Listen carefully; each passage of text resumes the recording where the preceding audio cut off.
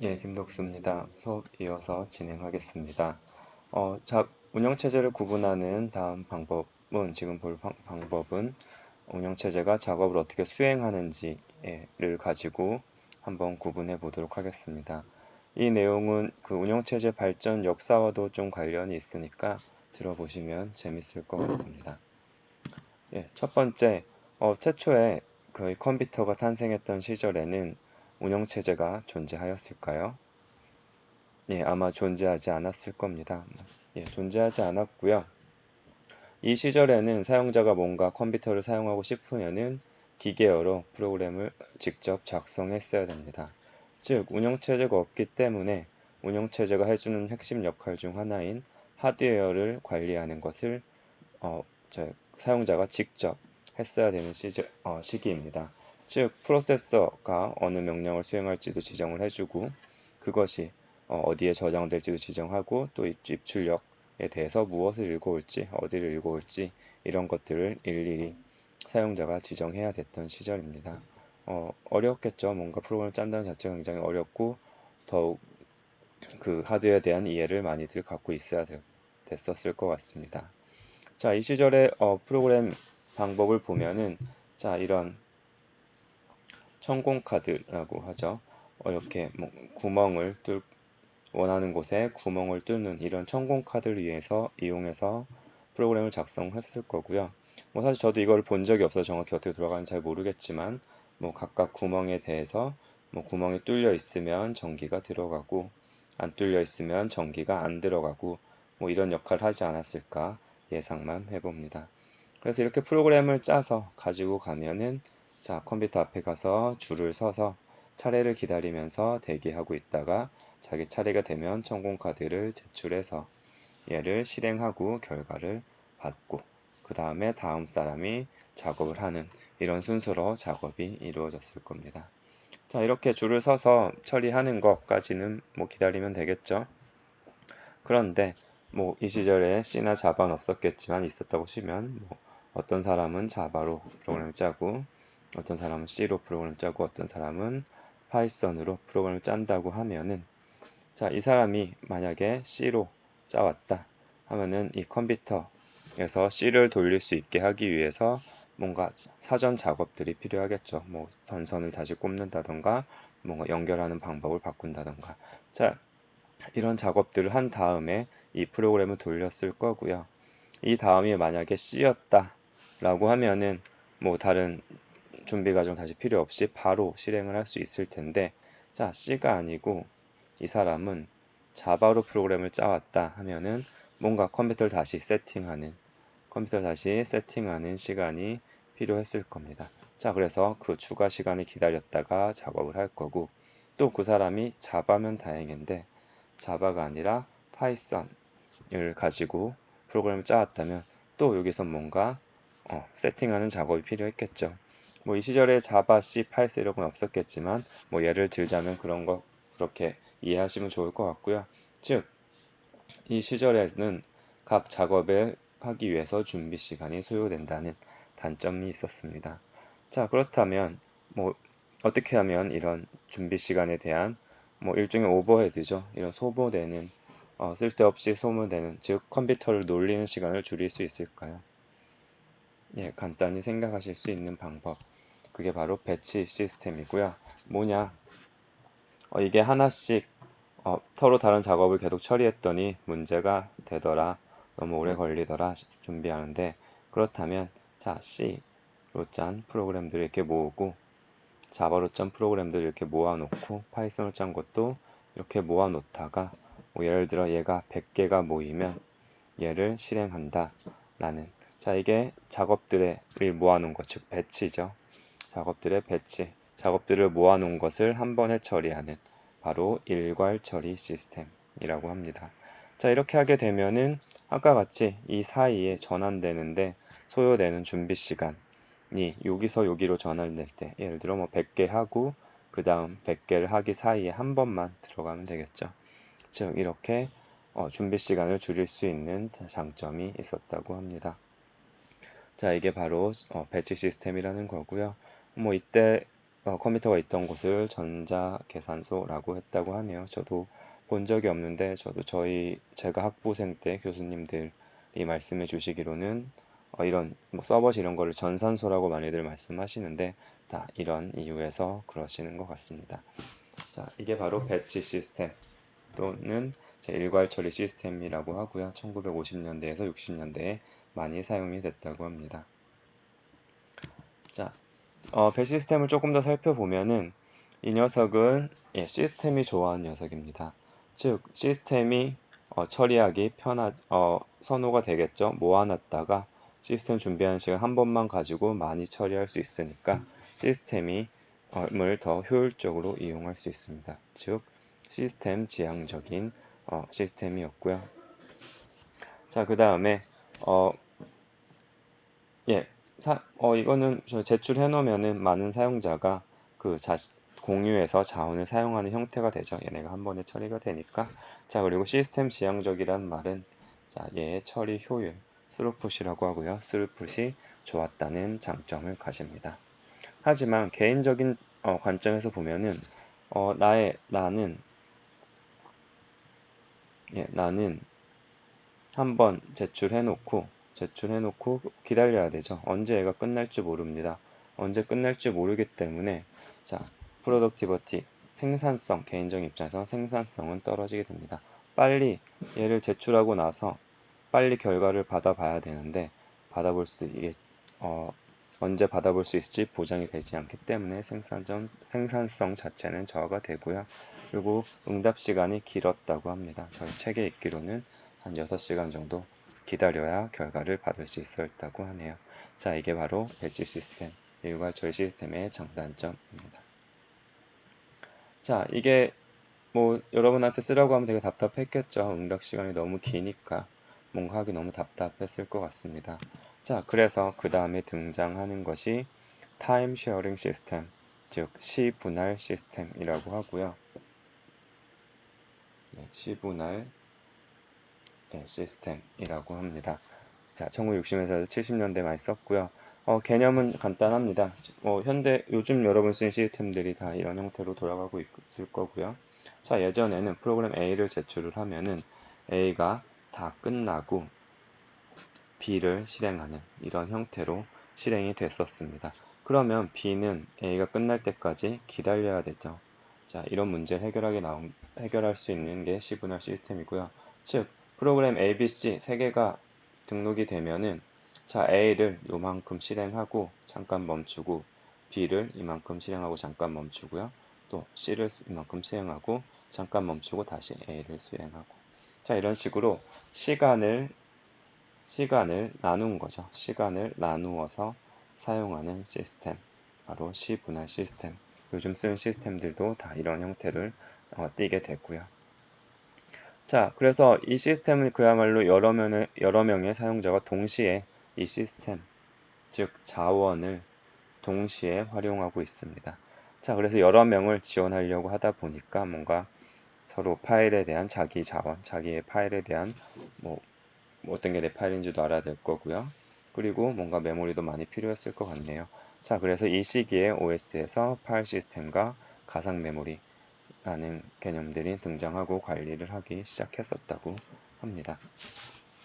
자, 그래서 이거 같은 경우는 완벽한 결과가 나오진 않겠지만 일정 시간이 지나면 뭔가 반응이 있겠죠. 뭔가 반응이 있죠. 그게 바로 대화형 시스템이죠. 뭔가 반응이 있다는 거. 자, 그리고 이 시절의 시스템들은 이런 단말기라는 것을 가지고 시스템에 접속을 해서 사용을 했고요. 이 단말기 안에 뭔가 하드웨어가 있는 게 아니고 얘는 단순히 화면을 그려주고 입력을 전달해주는 역할만 하는 이런 단말기라는 녀석을 사용해서 접속해서 사용했다고 합니다. 그림으로 표현하면 이런 형태죠. 여기 큰 뭔가 좋은 컴퓨터가 하나 있었을 거고요. 전산소에 여기 관리자가 관리를 하고 있었겠죠. 자, 사용자들은 각각 자기의 터미널을 통해서 시스템에 접속을 하고 거기서 뭔가 자신의 작업을 하겠죠. 실제 연산은 여기서 이루어지는 거고요. 자, 여기서 화면을 보내주고 사용자의 인풋을 전달해주는 역할만 하는 게 바로 단말기였어서 이런 형태로 돌아가는 시스템이었습니다. 말씀드렸던 것처럼 시간을 분할해서 처리하기 때문에 완벽한 결과는 아니지만 반응은 뭐 일정 시간 안에 줬었겠죠. 그게 한 5초 정도였다고 하고요. 자, 내가 어떤 작업을 하다가 반응을 바로 받을 수가 있으니까 사용자 측면에서 productivity, 생산성은 향상될 겁니다. 그리고 여러 개의 프로세스를 동시에 돌리면서 프로세서의 시간을 나누어서 쓰니까 얘를 쉬지 않고 일하게 만들기 편했겠죠. 그래서 프로세서의 유효 시간이 감소했다고 합니다. 이런 장점을 가지고요. 자, 하지만 우리가 단말기를 통해서 접속했다 그랬죠. 자, 접속이라고 하는 것은 바로 통신이고요. 자, 통신이니까 통신이 필요해서 그에 따르는 비용들이 증가했다고 합니다. 그리고 통신하면 필연적으로 따라오는 게 있죠. 바로 보안 문제입니다. 보안 문제가 등장했다고 합니다. 자, 그리고 시스템 접속해서 사용하는 건 좋은데 너무 많은 사람들이 얘에 접속을 한다면 이게 부하가 커지겠죠. 부하가 커질 겁니다. 그래서 부하가 커진다는 것은 느려진다는 뜻이죠. 그래서 개인적인 관점에서는 뭔가 사용자가 많아지면 느려지는, 체감 속도가 느려지는 이런 현상도 느꼈다는 단점이 있었다고 합니다. 자, 이렇게 하나의 컴퓨터를 나누어 쓰다 보니까 좀 답답하겠죠. 느려지고. 자, 그러면 뭐 이런 생각을 할 것 같습니다. 여러 명 같이 쓰지 말고 나 혼자 썼으면 좋겠다. 자, 그게 바로 우리가 지금 많이 쓰는 퍼서널 컴퓨팅이죠. 예, 개인이 사용하는 시스템. 즉, 개인이 시스템 전체를 독점해서 사용을 하고요. 자, 이렇게 시작이 되면서 그전과는 조금 다른 관점에서 컴퓨터 시스템을 보게 됩니다. 자, 앞에까지 시스템들 잘 생각해 보면은 예를 들어 CPU, 뭐 연산 장치적 시스템이라고 볼 수도 있고요. CPU를 쉬지 않고 돌리는 게 목적입니다. 가능한 많은 거를 쉬지 않고 돌려서 우리 시스템을 쉬지 않게 만드는, 즉 시스템의 활용률을 높이는 것을 목표로 했습니다. 그 당시는 컴퓨터가 굉장히 비싼 자원이었기 때문에 비싼 걸 샀으면 열심히 써야겠죠. 그래서 열심히 쓰는 게 문제였는데, 자, 개인 시스템이 되면서는 이 CPU 활용률이 중요한 고려 대상이 아닌 게 됩니다. 뭐 예를 들어서 자, 작업 관리 여러분 이렇게 컴퓨터 쓰시는 분들 있으신가요? 자, 이렇게 작업 관리자를 열어놓고 자, 여기 이 CPU 활용률이 100%가 안 된다고 답답하신 분 계신가요? 이거 보면서 컴퓨터를 쓰시는 분은 없으시죠? 즉, 개인 사용자는 나에게 CPU가 얼마나 쓰이는지가 중요한 것이 아니라 내가 얼마나 편하게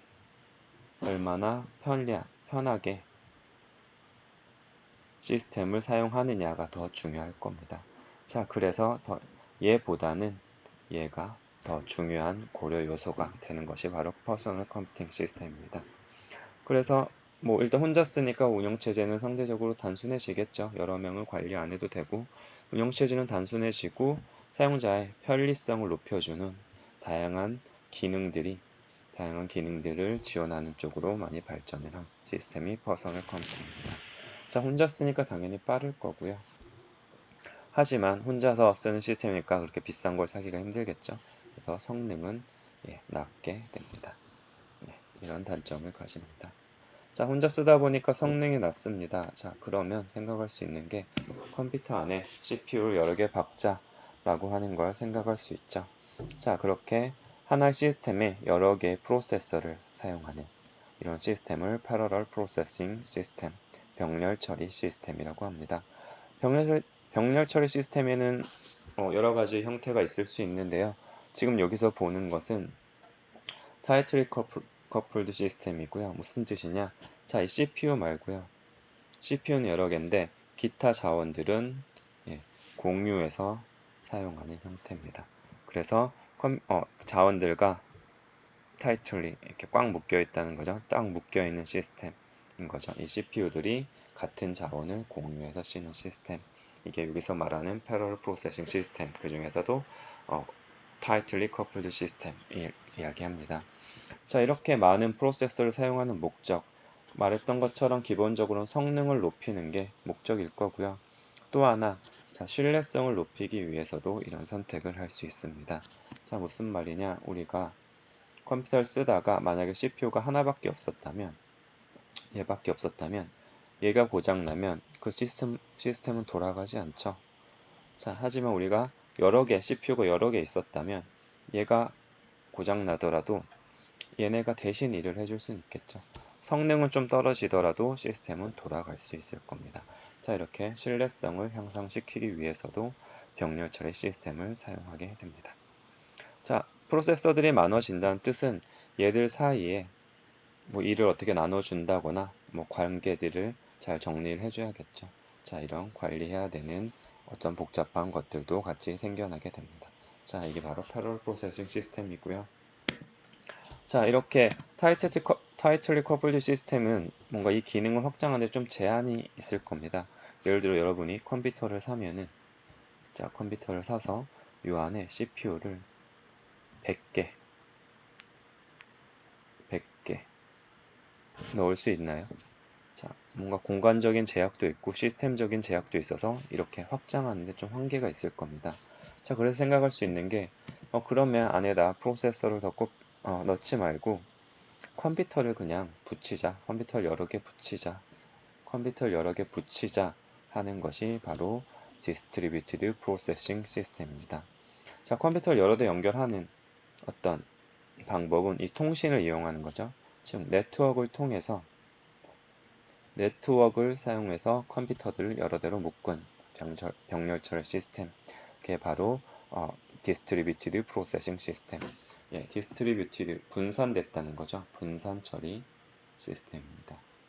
자, 다시 정리하면은 네트워크를 통해서 여러 대의 컴퓨터를 붙여서 만든 병렬 처리 시스템.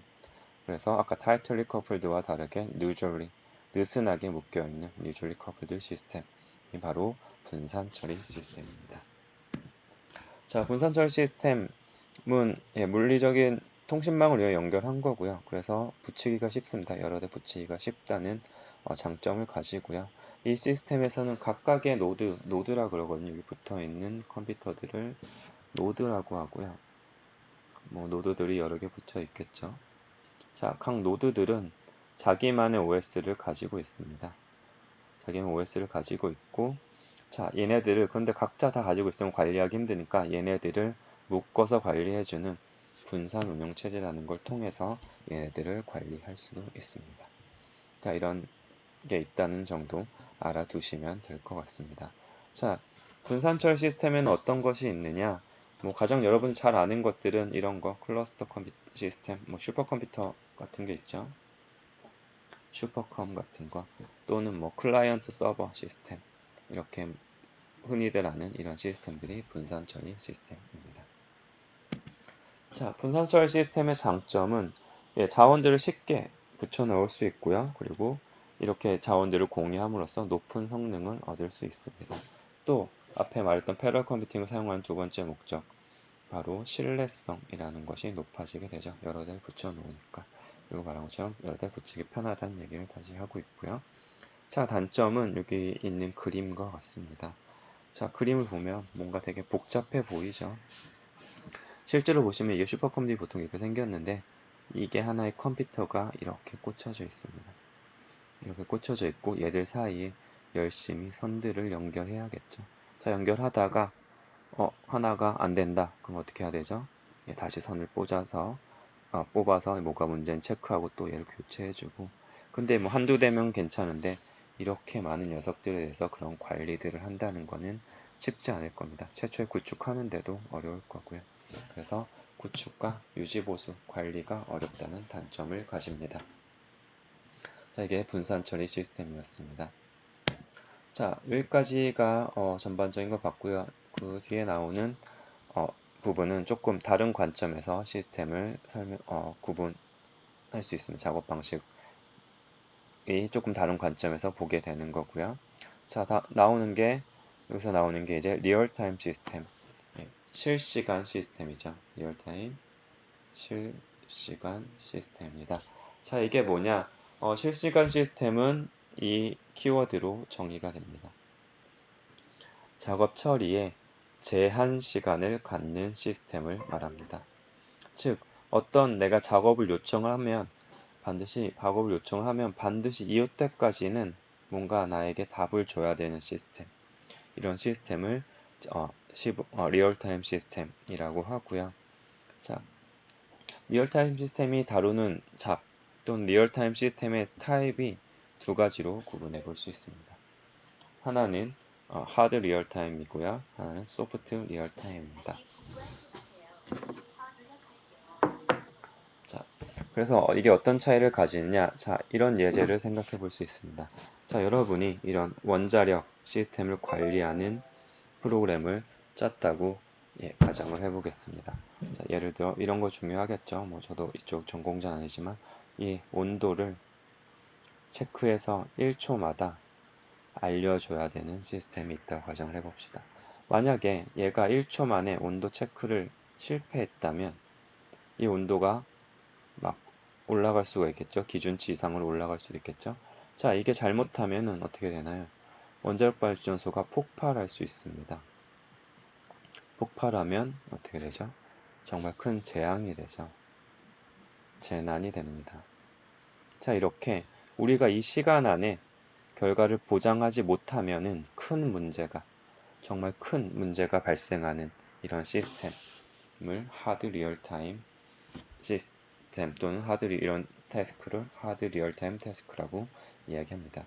방금 예를 든 것처럼 뭐 발전소 같은 거나 아니면 군에서 사용하는 무기 제어 같은 부분에서는 반드시 이 시간을 지켜야겠죠. 이게 바로 하드 리얼타임 태스크 또는 하드 리얼타임 시스템을 의미하고요. 자, 반면에 이런 것들이 있습니다. 자, 여러분들 뭐 드라마나 뭐 이런 거 유튜브 좋아하시죠? 근데 보시다 보면은 이 유튜브나 뭐 동영상이죠. 동영상은 기본적으로 1초에 뭐 예를 들면 30장의 그림을 그려야 됩니다. 즉 리얼타임 시스템이죠. 1초 안에 30장을 만들어내야 되는 리얼타임 시스템입니다.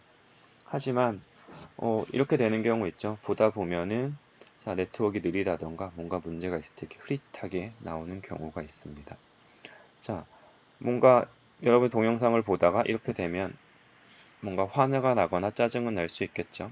하지만 이게 뭔가 큰 문제를 일으키나요?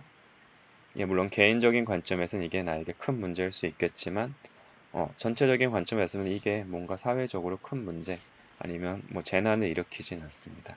자, 이렇게 실시간으로 처리되면 좋은데 그게 큰 문제는 일으키지 않는 이런 동영상 재생 같은 경우를 소프트 리얼타임 시스템 또는 소프트 리얼타임 태스크라고 이야기합니다.